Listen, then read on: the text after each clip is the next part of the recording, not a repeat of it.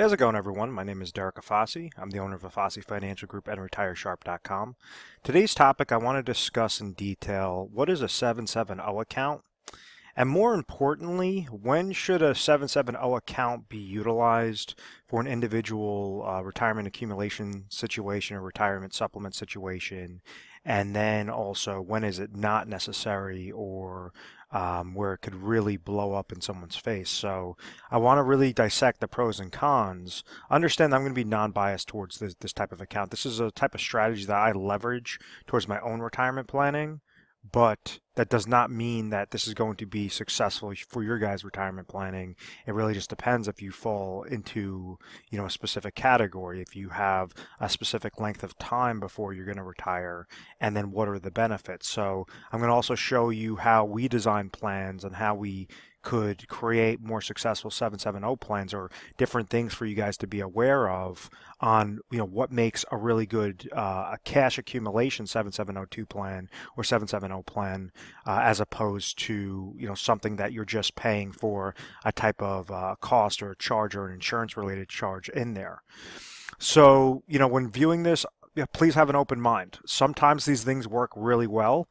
And what I've seen majority of times is individuals will call into the agency, call into the office, and they're trying to be set up on these types of plans, and there just simply is not going to work. They either want to retire too soon, they're not allowing these accounts to accumulate as long as they should be, and there's some risks involved where they would be better off just going with a more traditional retirement plan, such as like a Roth IRA or just a traditional 401k. So I want to make sure to get that up front in the beginning, because the things I'm going to talk about are definitely good things about this, but understand that there are very common traps with this. So just always be wary and always be mindful, and hopefully this could help further educate you on the topic. So this is just a type of marketing name first and foremost. 770 account or 770 account.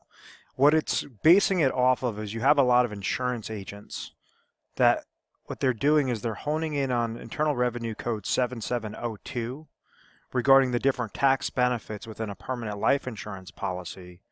And when structured the proper way, which is really important to understand because you have to structure it the proper way, there's a way that you could leverage max cash value within that plan. And this cash value could be utilized as a retirement supplement for your later years when you're looking to retire, whether that's before age 59 and a half or after age 59 and a half. There's different things that you could do to make contributions into these types of plans when they're structured properly, maximize out the cash value. And the ultimate results when done properly is you could accumulate those dollars. Those dollars could accumulate tax-free. You could pull those monies out tax-free, so you could receive tax-free income. And then the third level of importance will also be a tax-free death benefit. So these are the benefits of this type of plan. And I'm going to show you exactly what I mean by like how a traditional permanent life insurance policy works, then what typical advisors do or typical agents do to max fund a cash value plan, and then what we do differently in our office to try to make sure that we're squeezing out even more leverage, and why we've been very successful on a national basis of offering these types of plans only when the situation works for that individual. So typically whenever somebody's looking to utilize dollars to save for retirement, they're known as in their accumulation phase. They're trying to accumulate their dollars as much as possible. If they went and someone took $1,000 a month and was throwing it underneath their mattress, and they're doing that, they're placing away $12,000 a year for 10 years, they understand when they look underneath their mattress they'll have $120,000 that's sitting there. So that's a type of savings component. Well, rather than just randomly throwing dollars on your mattress or throwing into your savings account, what you lose to is something known as inflationary risk and purchasing power risk, and different things that is essentially an invisible negative or invisible pressure that's going against those types of savings accounts. So rather than just say, okay, I'm just going to hoard my dollars, never receive a gain, an additional gain on those monies, never receive a loss on those monies. I just want to be able to touch it and feel it and, never have any sorts of increases. That could end up hurting that person later on. So this is where when someone's in their accumulation phase, they like to place their dollars into something and also get a rate of return linked to that type of account. So you think about this, and it's in the form of a bucket. When someone's trying to set up like a retirement account or an accumulation related account, they want to put contributions into a type of bucket, and then they want to also make sure that they have a rate of return associated with that bucket, so that it allows the combination of what they're placing in there and the rate of return to beat out that power of inflation, to get a good growth on that account, on that bucket, and then ultimately be able to have a nice large bucket by the time they retire, so that they could take out more and more and more dollars and not have that fear of outliving their monies. And this is where the accumulation or accumulation strategies come into play, because the most common type of accumulation product or for retirement would be an employer 401k account, which is just it's a type of retirement account that's established through an employer. And what they're saying is, if you're working for a company, you could go and take a percentage of your salary, place it into a type of bucket like a 401k. Your contributions will grow this bucket, and then depending upon what your rate of return is that's tied to this bucket will also increase this bucket. And this rate of return is very important, because when you're picking 401k options, what determines this rate of return side?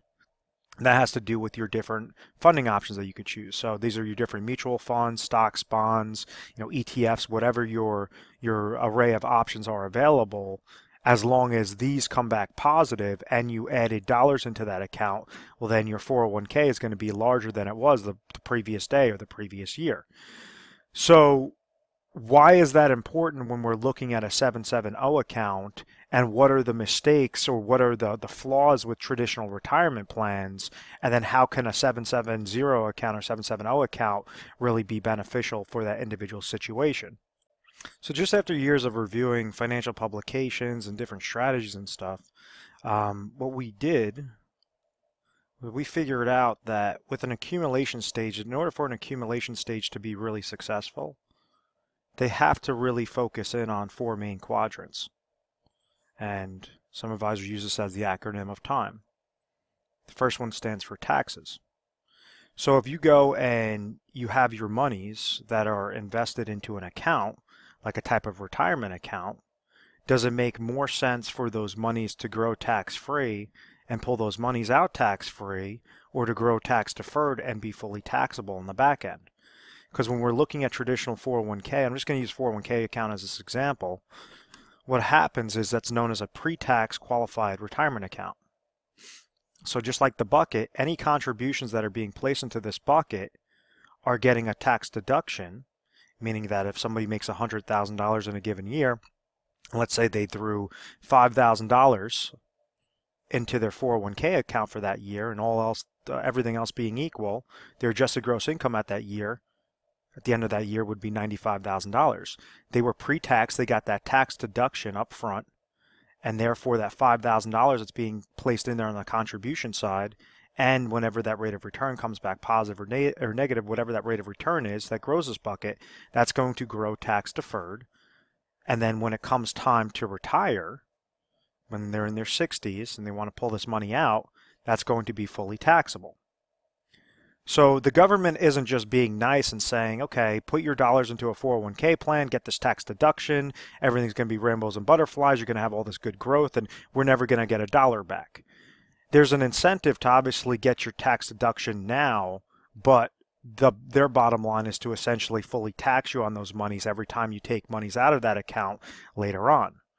So with a 770 account, what happens with those sorts of monies is you place them into those accounts when it's funded correctly. The cash value could grow tax-free. Whatever's netted over from the contribution side grows tax-free, and therefore the rate of return also that's placed in there grows tax-free. So then when it comes time and you're pulling it out properly when you want to retire, those are going to be 100% tax-free. It sounds great, but understand that the contribution is really the trick with this entire account. The contribution, and then also making sure that you're having a favorable contract with favorable rates of return to make sure that you could have double compound interest working into that account. But when it comes on a taxation standpoint, do you want something that's fully taxable or something that's going to be tax-free later on? And it really just depends upon what the tax environment is at that time. So when we look at a chart of the top marginal federal tax rate, and this obviously stops at 2013, so it has to be updated further. You can just do a Google search on this. What it shows us is how high taxes used to be and where our tax rates right now. Well, if you're a couple years out from retirement, well, that might not be as big of a deal as if you're over 10 years out from retirement, 10 to 20 years out from retirement. And if those increase and you're in a high marginal tax bracket, that could be, detrimental to your position. That could be detrimental to the amount of income that you're receiving later on, from your types of retirement accounts. Case in point is, let's say if you pulled out $100,000 and it's from a fully taxable bucket in retirement, and let's say you're in a hypothetical 30% tax bracket, well, you're going to be able to walk away with $70,000 of income because $30,000 had to go with taxes. It was fully taxable, the amount of monies, as opposed to a bucket that's going to be completely tax-free, or a retirement account that's going to be completely tax-free. If, let's say, you're pulling out $80,000 that's tax-free, well, you're going to be able to walk away with $80,000, even though it seems like less dollars. Because that taxation standpoint, how can you be most tax efficient during your accumulation strategy, meaning the dollars that are going in are the dollars that are growing, and then when you're ready to pull those monies out, how do you utilize that most efficiently, most effectively on a type of accumulation and eventual distribution phase? The second aspect stands for I, which goes towards inflationary protection. So this is why it's important, and why individuals tend to place their dollars in something that's linked to the stock market, is because they don't want to lose to inflationary risk or purchasing power risk. The way you could think of this is like a gallon of gas, 20 years ago was a lot cheaper than today. A house, a car, all these different things. You have different expenses that might be fixed, but majority of expenses are going to increase with the purchasing power risk and increase with inflation. And that's why, rather than just set aside a fixed dollar amount, hoping that fixed dollar amount will just keep compounding or just keep accumulating, you want to make sure that you're effectively accumulating your dollars, you're contributing it into something, and making sure that that rate of return is at least beating out what the pace of inflation is. And the pace of inflation, rule of thumb, increases by about 2 to 4% in a given year. Some years you might not have any inflationary increase. You might have 4% the next year. So on average, rule of thumb is about 2 to 4%. So, that's a 401k can accomplish it, a traditional retirement account, a type of 770 account that could accomplish it. But understand that inflationary protection is a major player, especially when you have those 10, 20, 30 years out from retirement, or well into retirement, meaning that if you retire in the next 10, 15 years and then you're going to be living for another 20, 30 years beyond that, this is something that you want to have incorporated into your plan. The third important aspect is market losses. And how exactly can you try to restrict something known as your drawdown? And this is something that the world's most successful investors do, even when they're investing their money is in the market and they're investing their monies in risk of saying that the markets could go up, the markets could go down. One of the things that these individuals or these institutions do really well is they try to protect their ass. They try to protect their backside to make sure that if the market's going down, that they have a really good risk-adjusted return, and that downward loss is not completely wiping out their accounts. And there's a term that I use a lot, and I said in retirement, whether that's in your accumulation or whether that's in your distribution phase, I said large downward market losses could hurt far worse than gains could help you. And what I mean by that is, somebody loses 10% in 1 year, it's going to take them 11% gain the next year just to get back to break even. If somebody loses, as an example, 50% in 1 year, it's going to take them 100% gain just to get back to break even. So these are the large losses that I'm talking about. Is basically you're going to need that much more of a gain if you experience a large loss. And like if you had $100,000 that's currently sitting in your 401k account, and let's say your account dropped 50% the first year, and then it increased 50% the second year, well, on paper, your average rate of return, a minus 50 and a plus 50, your average rate of return is going to be 0%. In reality, your account would still be sitting at only $75,000. You'd have a real loss of minus 25% or minus $25,000. So you're going to need a full 100% gain just to get back to that, $100,000 mark, just to get back to break even.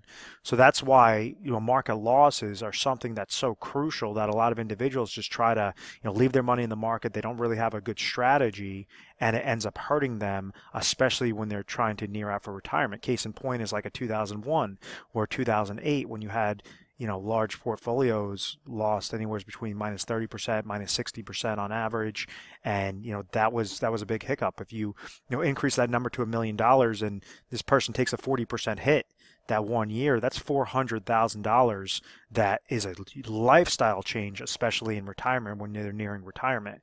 So that's something really important, is to protect downward market loss. So when you're looking at like a traditional 401k that's tied to market, dealing with mutual funds, stocks, bonds, commodities, real estate, whatever that case might be, or IRA accounts, you have unlimited upside, but you also have an unlimited downside regarding those market losses. So unless you have a really good strategy to how to protect that, this is where a lot of individuals fall victim to this. A 770 account, the ones that I like to leverage are something known as IUL-based plans.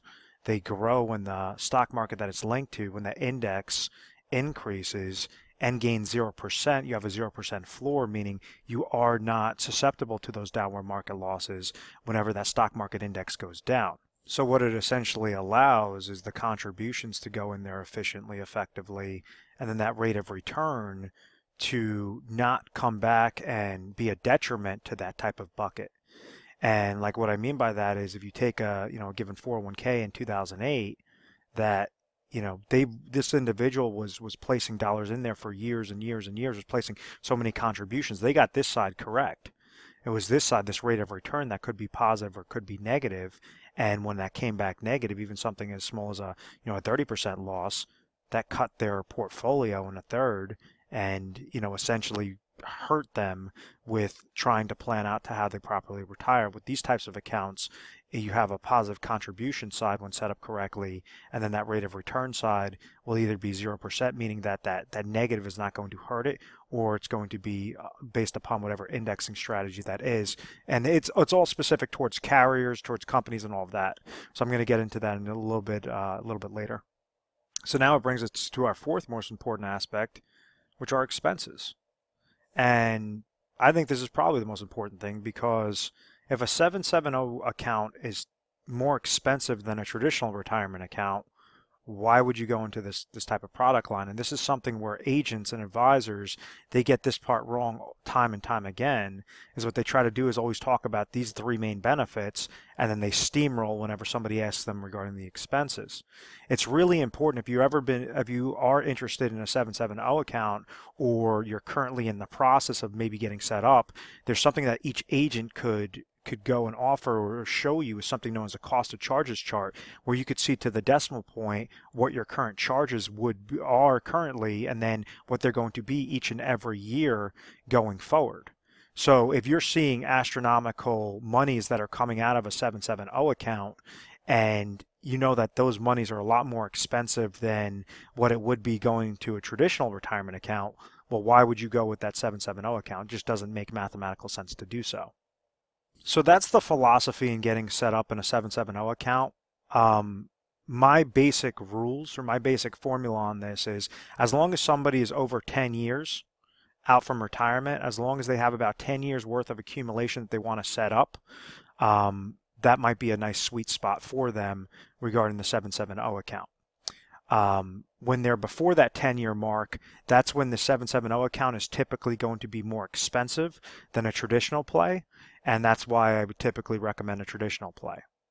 So, please be mindful of that, and I'm going to show you, okay, how does a typical permanent life insurance policy work, and then what are advisors doing to maximize out the cash value component, get into a 770 account, and then what do we do to further expand on that cash value accumulation and further expand on the amount of leverage that you could utilize with that type of cash value as a viable retirement supplement later on.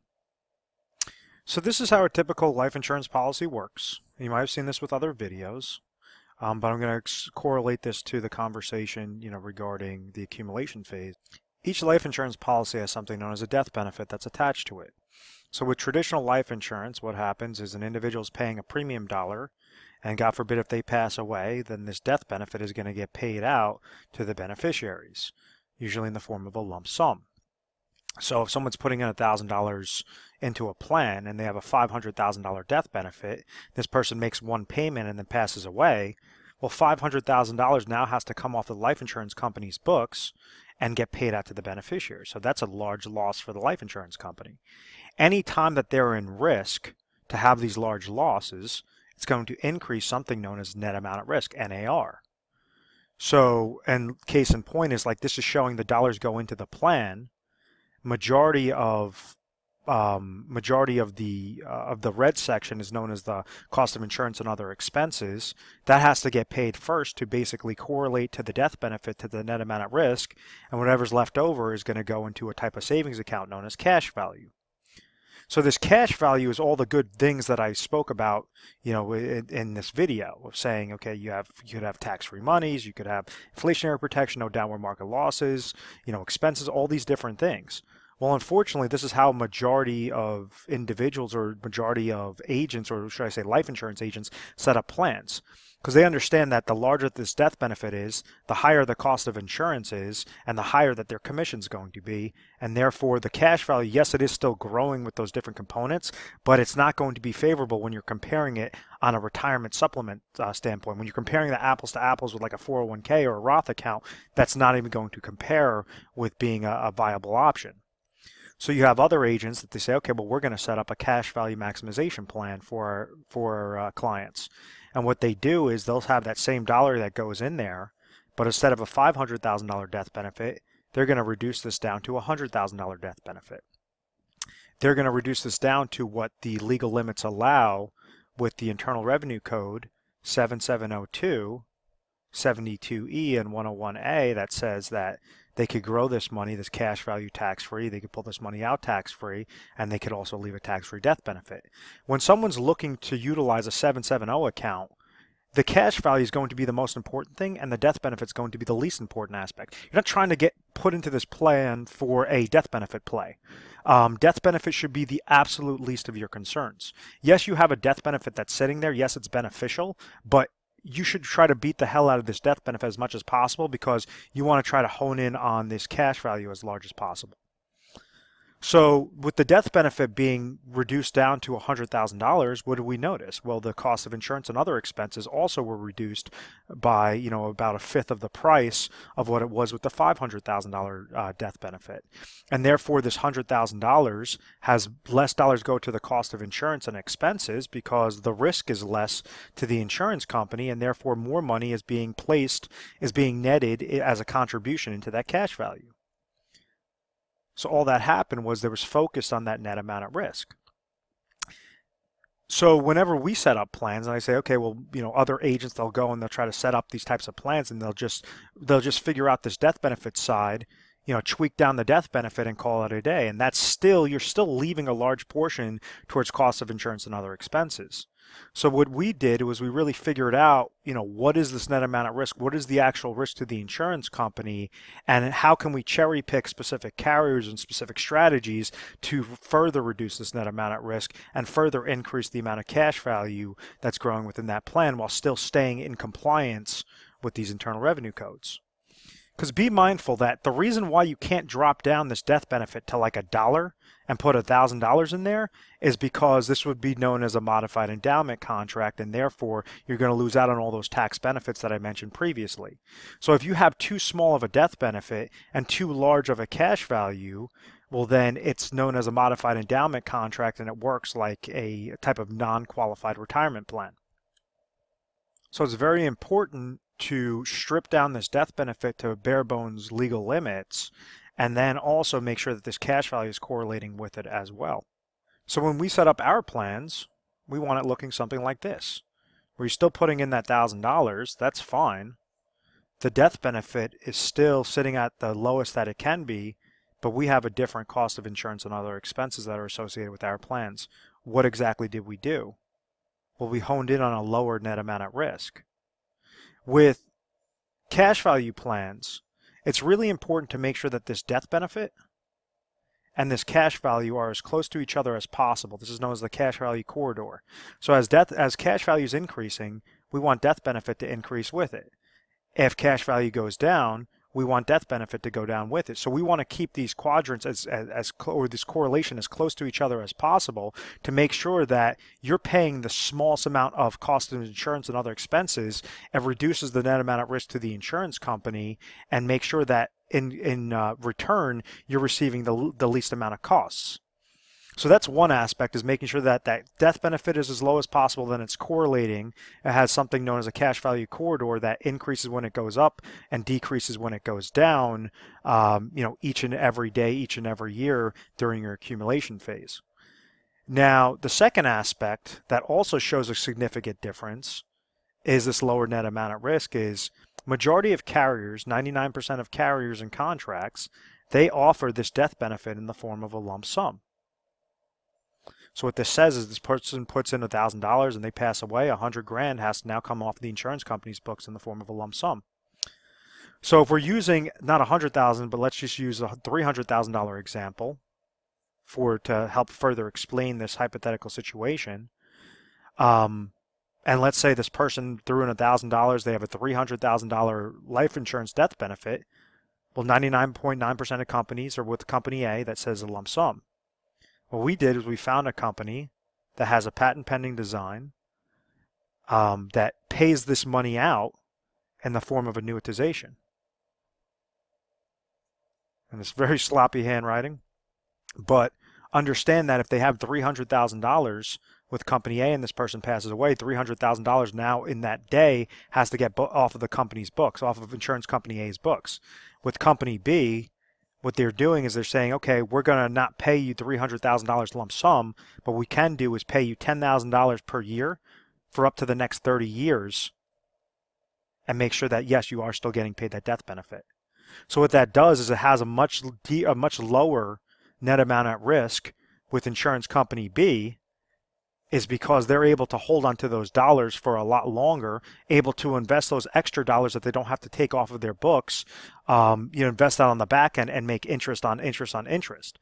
Now, with somebody that's looking at this, you're saying, well, what the heck? I lost out on that death benefit. My beneficiaries aren't receiving that in a lump sum, which is exactly my point to say this is why the death benefit should be the absolute least of your concerns. There's two main components with this. First off, you want that death benefit to be as low as possible. Second off, you want this net amount at risk to be as low as possible. So therefore, even if it's getting paid out on an annual basis, a 30th each and every year for up to those 30 years, that's completely fine because you were able to leverage that cash value. They're still receiving a tax-free death benefit, but in the back end, it's significantly lowering that net amount at risk. It's significantly lowering those costs. And when I'm saying significant, it's not just off of like 2-3% cheaper, cheaper fees. It could be anywhere from 20% to 40% cheaper costs of insurance and other expenses when you're structuring it the right way with the correct carriers and the correct contracts, as opposed to just going blind into these type of 770 accounts. So if we're going back to that bucket aspect, everything I just explained was to add on more dollars from the contribution side. Remember, there's two sides to this accumulation phase. You have contribution side and rate of return. So if we're doing everything correctly and you have the most amount of dollars contributions going in there, well, you can't just call it a day. You also have to make sure that this is maximized as well. It's maximized in a very safe, efficient manner, and this is where we still cherry pick the carriers.